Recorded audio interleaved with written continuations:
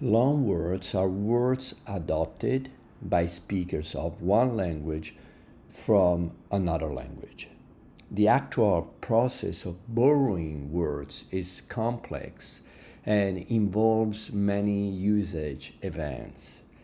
When most speakers do not know a word, and they think it is from another language when they hear it, that word can still be considered a foreign word.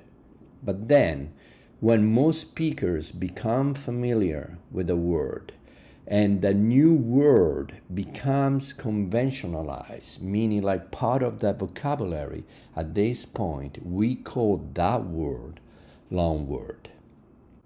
After the arts and music, the food words are the most represented in English among the Italian words, and it is possible that soon they will take first place.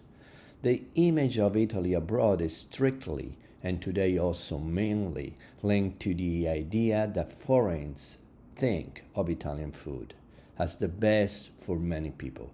A recent survey conducted by Dante Alighieri Society shows us how the Italian words most known abroad are those related to food. At the top, we find pizza, cappuccino, spaghetti, and espresso.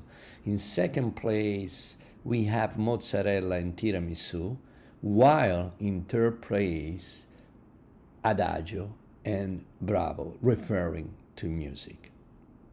The international success of Italian gastronomy has resulted in the widespread dissemination of Italian cuisine vocabulary. English has given to Italian language many words that are nowadays used in daily conversations. But when we talk about the culinary sector, it is instead Italian to undermine English. Many Italian words were accepted in English a long time ago with a basic adaptation. For example, broccolo became broccoli, zucchini, salami, parmigiano, parmesan, pepperoni, and so on. Most recently, unlike what happened in the past, the Italian food words are accepted in their original form rather than transformed to sound more American. Think, for example, the new word farro, carpaccio, pesto, risotto, polenta, bruschetta, and so on. The list is very long. And that's not all. Today we are facing a reverse process.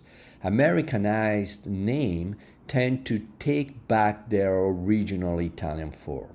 For example, the noun parmigiano has been completely dissociated for the English term parmesan. And nouns like mozzarella, pecorino, gorgonzola are immediately understandable in their original Italian form, and they no longer need the word cheese next to them. The Italianism linked to food, now widespread in many foreign languages, are not only loans of necessity that have come to fill semantic and lexical gaps, but also real and clear signs of the Italian authority in food matters. This phenomenon is clear when Italian terms overcome onomasiology competitions. For example, no one today can use ham and not even cured ham to indicate the Italian prosciutto. There are two different things. And the same thing we can say about gelato, that is no longer identified with ice cream. So in these cases, it means that these products are considered two completely different things compared to their American equivalent. So the prestige of Italian food and drinks gives prestige to the names that define them and they are adopted.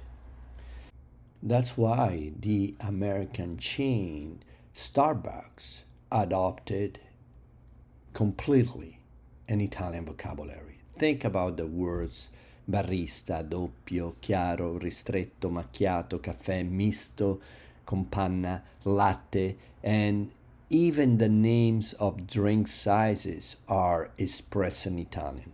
Venti and grande are two Italian words, even if these sizes are not used in Italy. But where do the names come from? Many Italian food names are just very self-explanatory when you know their literal meaning. Biscotti, for example, means twice cooked. Ricotta means recooked. Ribollita means reboiled. Other names come from Italian verbs that describe how the product is prepared. Mozzarella, for example, comes from mozzare, the verb mozzare, to cut off. So to cut off mozzarella. Pesto comes from pestare, to mash, so to mash the basil.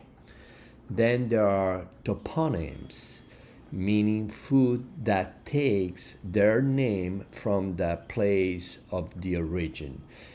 For example, Gorgonzola is a cheese and comes from a town called Gorgonzola.